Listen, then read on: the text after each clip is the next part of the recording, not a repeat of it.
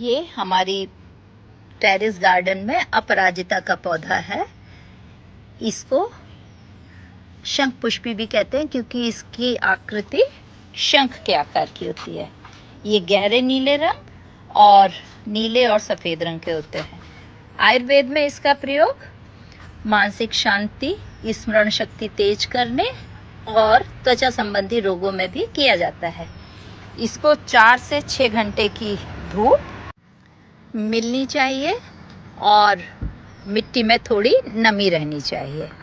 ये दूसरा पौधा है। हमारे यहाँ 2 पौधे शंख पुष्पी के लगे हैं। ये एक तरीके की क्रीपर है जिसकी जो बेल है वो ऊपर चढ़ जाती है। ये इसके बीज है, इसको हम बीज से लगा सकते हैं।